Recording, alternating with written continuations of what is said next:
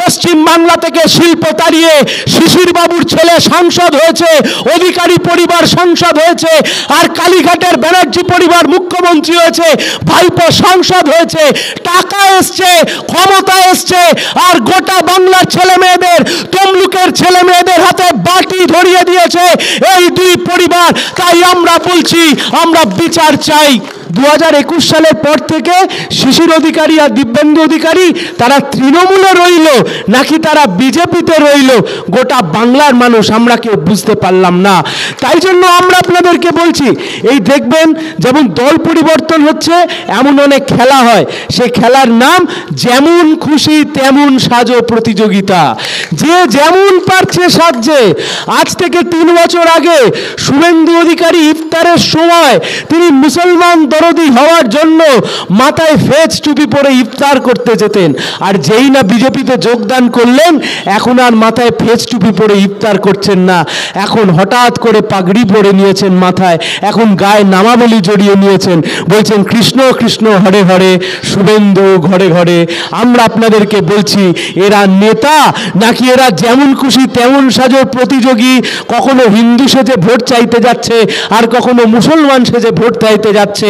আমরা বলছি, এই দল পরিবর্তন করে নেতার লাভ হতে পারে, এই দল পরিবর্তন করে নেতার পকেট ভরতে পারে, এই দল পরিবর্তন করে সাধারণ খেটে খাওয়া মানুষের কোনো উপকার হয় না। একথা আজকে বাংলার মানুষ হাড়ে হাড়ে হাড়ে হাড়ে বুঝতে পারছে। কিসের জন্য লড়াই করছি? কেন লড়াইয়ের ময়দান আঁকড়ে পড়ে আছি? কেন এই লড়াই লড়তে নেমেছি? এই লড়াই লড়তে নেমেছি তার কারণ, একটা হলদিয়ায় শিল্প তালুক গড়ে তুলেছিলাম আমরা, শিল্প গড়ে তুলেছিলাম আমরা, শিল্পাঞ্চল গড়ে তুলেছিল বামফ্রন্ট। হলদিয়া পেট্রোকেমিক্যালস থেকে শুরু করে একের পর এক হলদিয়া শিল্প কলকারখানা আমরা গড়ে তুলেছিলাম সেই সময়তে। শেষ 12 বছর 13 বছর ধরে মমতা ব্যানার্জির আমলে, তৃণমূল কংগ্রেসের আমলে নতুন কোনো শিল্প ব্যবসা বাণিজ্য হলদিয়াতে আসলো না, বরঞ্চ উল্টে একের পর এক শিল্প কলকারখানা সবাই ঝাঁপ বন্ধ করে বাইরে চলে গেলেন। শিল্পের জমি, কারখানার জমি তা এখন প্রমোটিং করে দালালি করে বিক্রি করে দেয়া হচ্ছে। আর এই সব অঞ্চলের মানুষ, নন্দকুমার বিধানসভার মানুষ, মহিষাদল বিধানসভার ছেলেমেয়েরা, হলদিয়া বিধানসভার ছেলেমেয়েরা, এই তমলুক লোকসভা কেন্দ্রের ছেলেমেয়েরা যারা পড়াশোনা করলো, কেউ ক্লাস 8 পাস করলো, কেউ 10, কেউ 12, কেউ গ্র্যাজুয়েশন পাস করলো, আজকে চাকরি না পেয়ে কেউ দোকানে বসতে বাধ্য হচ্ছে, কম বয়সী ছেলেটা আজকে টোটো চালাতে বাধ্য হচ্ছে, অথবা পরিবারকে বিদায় জানিয়ে বাইরের রাজ্যে আজকে কাজ করতে যেতে হচ্ছে। তার কারণ পশ্চিম বাংলা থেকে শিল্প তাড়িয়ে শিশির বাবুর ছেলে সাংসদ হয়েছে, অধিকারী পরিবার সাংসদ হয়েছে, আর কালীঘাটের ব্যানার্জি পরিবার মুখ্যমন্ত্রী হয়েছে, ভাইপো সাংসদ হয়েছে, টাকা এসছে, ক্ষমতা এসছে, আর গোটা বাংলার ছেলে মেয়েদের, তমলুকের ছেলে মেয়েদের হাতে বাটি ধরিয়ে দিয়েছে এই দুই পরিবার। তাই আমরা বলছি, আমরা বিচার চাই। কোথায় যাবে বাংলার ছেলে মেয়েরা? ছেড়ে দিন সিপিএম, তৃণমূল, বিজেপি সব ভুলে যান। শুধু একবারের জন্য বলুন তো, ছেলেমেয়েরা কোথায় যাবে? এখন যাদের বয়স 20 থেকে 35 বছর, 18 থেকে 35 বছর, কোথায় যাবে এই অংশে ছেলেমেয়েরা? কোথায় কাজ করতে যাবে? পেটে যদি দুটো দানা পানি না পড়ে, দুটো পয়সা ইনকাম না করতে পারে, কোথায় যাবে আমার বেকার ছেলেটি? কোথায় যাবে আমার বেকার বোনটি? কোন রাজ্যে কাজ করতে যাবে? কিন্তু এমন তো হওয়ার কথা ছিল না। বামফ্রন্ট আমরা বলেছিলাম কৃষি আর শিল্প একসাথে হাতে হাত রেখে এগিয়ে যেতে হবে, কিন্তু সেদিনকে এই নন্দীগ্রামের আন্দোলনকে সামনে রেখে অধিকারী পরিবার আর কালীঘাট এই দুজনে মিলে মতলব করে নিজেরা ক্ষমতায় এসছে। কিন্তু নন্দীগ্রাম, কেন নন্দীগ্রামের বুকে একটা হলদিয়া গড়ে তোলা গেল না? নন্দীগ্রামের আন্দোলন করে আপনি সিপিআইএমকে তাড়িয়ে দিলেন, তাতে সিপিআইএম এর কোনো ক্ষতি হয়নি, সিপিএম এখনো মাথা তুলে লাল ঝান্ডা নিয়ে দাঁড়িয়ে আছে।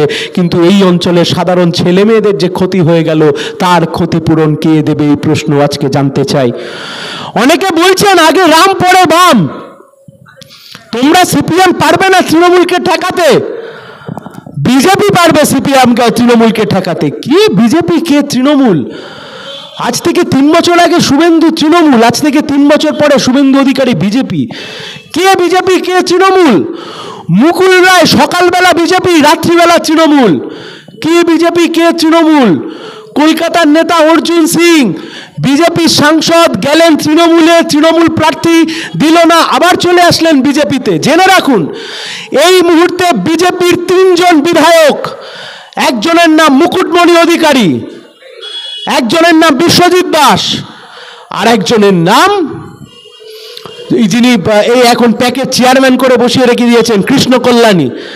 এই 3 জন বিজেপির বিধায়ককে তৃণমূল লোকসভার প্রার্থী করেছে। ভাবতে পারেন এরা কি কার বিরুদ্ধে লড়ছে একবার বলুন তো? 3 জন বিজেপির বিধায়ককে তৃণমূল প্রার্থী করেছে। আর অন্যদিকে তৃণমূলের বিধায়ক তাপস রায়, তিনিও এখন বিজেপির প্রার্থী হওয়ার জন্য উত্তর কলকাতা থেকে তিনি এখন বিজেপিতে এসে বসে আছেন।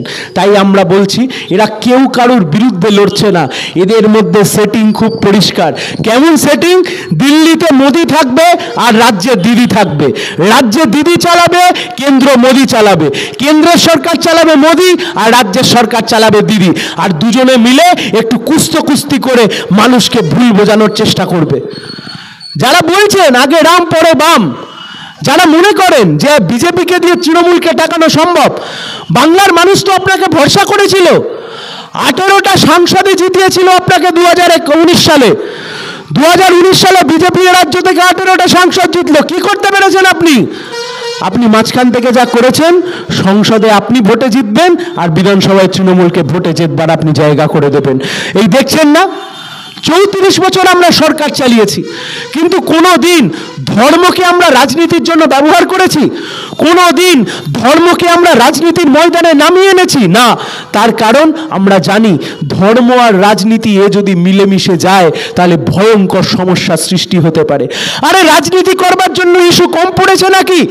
পেট্রোলের দাম 106 টাকা, ডিজেলের দাম 91 টাকা, রান্নার গ্যাসের দাম 1150 টাকা। কেউ বলছে না আপনার আমার কথা, কেউ বলছে না সাধারণ মানুষের কথা, কেউ বলছে না বেকার মা বেকার যুবকের কথা, কেউ বলছে না গরিব মানুষের কথা। সবাই যে যার পকেট ভরতে ব্যস্ত হয়ে গেছে।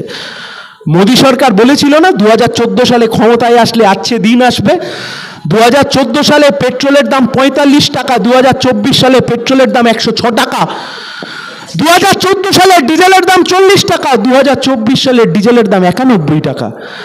2014 সালে রান্নার গ্যাসের দাম 450 টাকা, 2024 সালে রান্নার গ্যাসের দাম 1150 টাকা।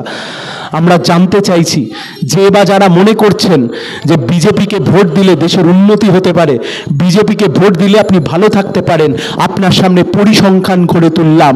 2014 থেকে 2024 মানুষের পকেট কেটেছে মোদী সরকার, মানুষকে মানুষের মতো বাঁচতে দিচ্ছে না এরা। তাই আমরা বলছি আমাদের লড়াই রুটি রুজির লড়াই। কিসের লড়াই লড়ছি আমরা? বেকার যুবককে কাজ দিতে হবে। 100 দিনের কাজের টাকা কেন্দ্র সরকার আটকে রেখে দিয়েছে। কি করছে রাজ্যের সরকার? হ্যাঁ, এটা ঠিক, তৃণমূলের আমলে এ রাজ্যের বুকে 100 দিনের কাজে জব কার্ডে চুরি হয়েছে, কিন্তু এটাও তো ঠিক এই পশ্চিমবাংলার মা বোনেরা, এই পশ্চিমবাংলায় আমার গুরুজনরা, ভাইয়েরা, বোনেরা যারা জব কার্ডে কাজ করে, এদের একটা বড় অংশ তো সত্যি সত্যি 100 দিনের কাজ করেছে, তাহলে তারা কেন টাকা পাবে না? একদিকে যেমন এটাও ঠিক 100 দিনের কাজে চুরি হয়েছে, আবার একদিকে এটাও ঠিক যে 100 দিনের কাজ এ বাংলার বুকে সত্যি সত্যি হয়েছে। তাহলে তুমি কেন্দ্রের সরকার, তুমি বলছো যে তৃণমূল কংগ্রেস 100 দিনের জব কার্ডে দুর্নীতি করেছে, তুমি কেন্দ্রের সরকার আজ অবধি একটা কোনো এফআইআর তুমি 100 দিনের কাজ নিয়ে কেন করনি? তুমি রাজ্যের সরকার চালাচ্ছ, তুমি মুখ্যমন্ত্রী, তৃণমূল, তুমি দল চালাচ্ছ, তুমি সরকার চালাচ্ছ, তুমি নিজের ভাইপোকে বাঁচানোর জন্য সুপ্রিম কোর্টে গিয়ে কোটি কোটি টাকা খরচ করে মামলা করছো। এমনকি সন্দেশখালীর শেখ শাহজাহানকে বাঁচানোর জন্য তুমি 4 কোটি টাকা খরচা করে গিয়ে সুপ্রিম কোর্টে মামলা করছো।